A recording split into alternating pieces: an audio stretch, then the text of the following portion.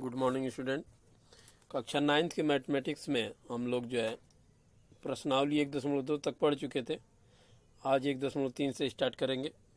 काफ़ी इजी है, आप जो है लोअर क्लास में इसको पढ़ चुके हो।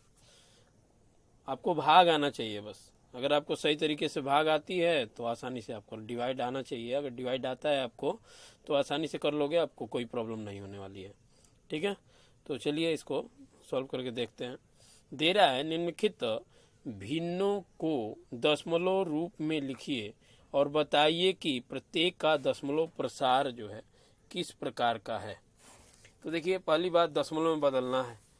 तो दशमलव में बदलना है तो दशमलव में कैसे बदला जाता है, देखिए एक बार हम यहाँ पे आपको समझा दे रहे हैं। यहाँ पे जो अंक दिया है 36/100, ऊपर वाले को आप बोलते हो अंश और नीचे वाले को बोलते हो हर। तो जो अंश है उसमें हर से भाग देना है, ऐसे ये 36/100। अब भाग देंगे तो जो यहाँ आएगा वह जो है आपका दशमलव रूप हो जाएगा। तो इस तरह से दशमलव रूप बदलना है। इसके अलावा एक चीज और कह रहा है कि उसका वो प्रकार भी बताना है किस प्रकार का है। तो देखिए दशमलव के प्रकार क्या क्या हैं उसको भी एक बार हम समझा दे रहे हैं। देखिए, शांत, अशांत और अशांत अनवसानी आवर्ती। मतलब क्या हुआ कि जैसे कुछ आप जो है डिवाइड करोगे तो एक निश्चित अंक के बाद कट जाएगा, यानी 0.251 मान लीजिए यहाँ कट गया तो ये हो गया शांत, शांत हो गया, रुक गया, तो इसे बोलते हैं हम शांत दशमलव प्रसार। लेकिन कुछ ऐसे होंगे जो चलते जाएंगे ऐसे ही, 2 3 4 1 ऐसे करके, और उसके बाद लास्ट में फिर जो है रिपीट होना शुरू हो जाएंगे। यानी अब फिर यहाँ आएगा 2 3 4 1, फिर आएगा 2 3 4 1, ऐसे रिपीट होने लगेंगे। तो इनको प्रदर्शित करने के लिए हम जो है यहाँ जहाँ से रिपीट हो रहा है इतना जो है बार लगा देते हैं, उसके ऊपर लाइन खींच देते हैं। रेखा कोष्ठक आप जानते हो ना, उसी तरह की लाइन खींच देते हैं। इसका मतलब ये हुआ कि जहां तक लाइन खींची गई है यही अंक जो है बार बार बार बार कंटिन्यूअस जो है आता जाएगा। यानी 2 3 4 1, फिर 2 3 4 1, फिर 2 3 4 1, ऐसे करके आता रहेगा। तो इसको बोलते हैं अशांत। ठीक है, तो अशांत दो तरह के होंगे। एक होगा अशांत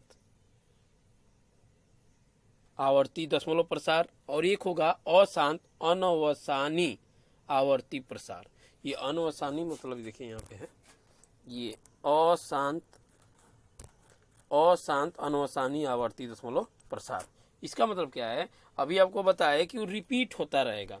यानी कंडीशन क्या होगी कि जैसे आया 0 9, जैसे इसी में देखिए 0 9, फिर आएगा 0 9 0 9 0 9, ऐसे कटेगा ही नहीं, बस 0 9 0 9 0 9 आता रहेगा। तो एक निश्चित संख्या जो है रिपीट हो रही है। तो इस तरह की कंडीशन जब भी आएगी तो उसे हम बोलेंगे अशांत अनवसानी आवर्ती। लेकिन अब जो है दूसरी कंडीशन क्या है, तो दूसरी कंडीशन में ये होगा कि जैसे 0.10, फिर 1 0 0, फिर 1 0 0 0 1, ऐसे आ रहा है। तो आप देख रहे हो रिपीट नहीं कर रहा है, ये 1 फिर 0 फिर 1 फिर 00 आ गया, फिर 1 फिर 000 आ गया। तो इस तरह का जो आएगा तो वह अशांत अनवसानी आवर्ती नहीं होगा। ठीक है, तो दो टाइप हो गए। देखिए फिर से एक बार रिपीट कर रहे हैं, दशमलव में दो टाइप, शांत और अशांत। शांत वह जो एक पार्टिकुलर अंक के बाद कुछ दशमलव के कुछ स्थान तक जाने के बाद जो है रुक जाए, ब्रेक कर जाए, तो वह हो जाएगा शांत। और एक ऐसा जो दशमलव के बाद भी चलता जाए चलता जाए चलता जाए, तो उसे हम बोलेंगे अशांत।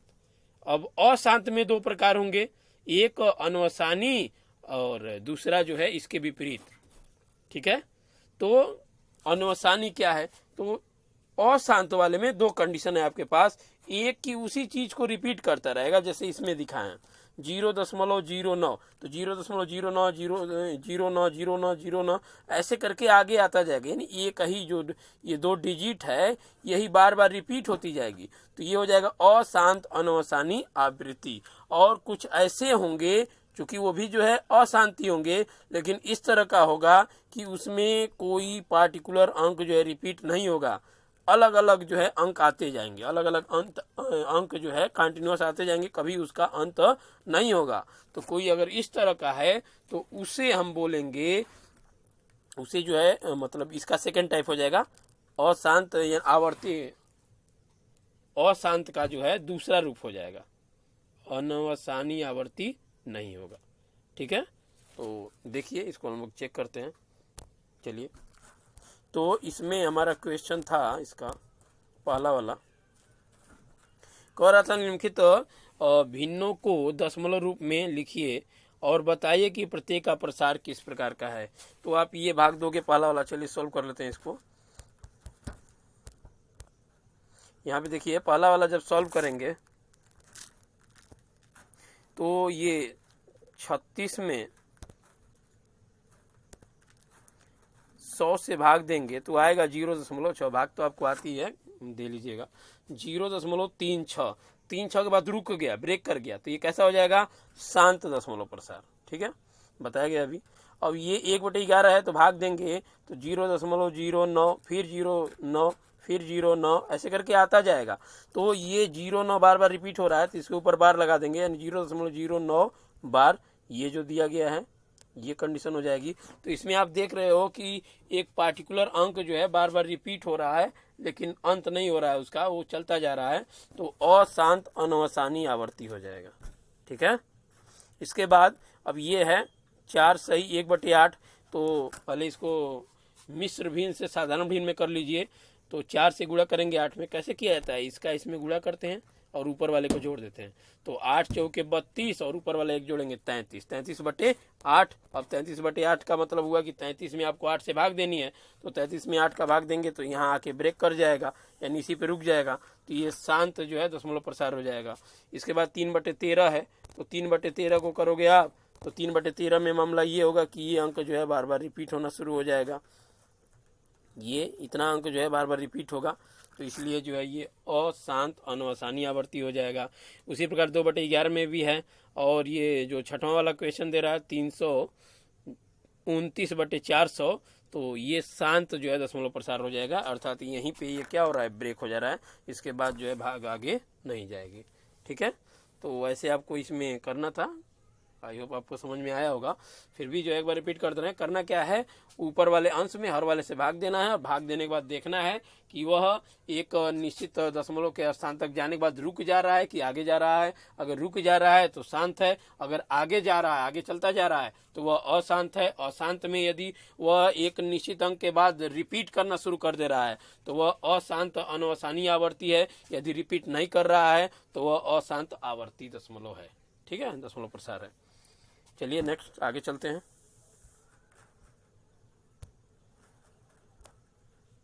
दूसरा क्वेश्चन कह रहा है, आप जानते हैं कि 1/7 बराबर इतना होगा। वो अपने से जो है डिवाइड करके जो है दे दिया है। तो वास्तव में लंबा भाग दिए बिना, मतलब आपको रियलिटी में जो है भाग नहीं देना है। अब ये 2/7, 3/7, 4/7, 5/7 ऐसे करके पूछ रहा है, तो आपको रियलिटी में भाग नहीं देना है और बताना है कि इनका जो है दशमलव प्रसार क्या होगा। ठीक है, तो आप कैसे बताओगे, तो एक चीज इसमें ध्यान रखो आप, यहाँ पे 2/7 है तो इसको हम ऐसे भी लिख सकते हैं 2 × 1/7, क्योंकि इसका मतलब भी तो यही होगा, 2/7 ही होगा। तो 1/7 का वैल्यू आपको यहाँ मिला हुआ है, तो जो ये वैल्यू है यहाँ रख के 2 × 0.14 जैसे करके है वो लिख के बार का बार रहेगा जैसे लगा हुआ है, गुणा कर देंगे, जो आएगा वह हो जाएगा। उसी प्रकार 3/7 का करेंगे तो 3 × 1/7, फिर 4/7 करेंगे 4 × 1/7, ऐसे करके आगे बढ़ेंगे। ठीक है, चलिए इसको भी देख लेते हैं।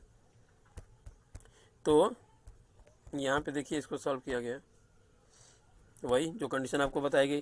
क्या किया गया, 2 × 1/7, 2 और 1/7 का वैल्यू रख के बस गुणा कर दिया गया, जहाँ तक बार है वहाँ तक लगाई दिया गया है। ये 3 का कर दिया गया है गुणा, ये 4 का गुणा आपको आता है, आप कर लोगे आसानी से। ठीक है, बस ये ध्यान रखेंगे बार जैसे है वैसे रहेगा। ठीक है, तो ये ऐसे सॉल्व करना था, कोई दिक्कत नहीं है इसमें।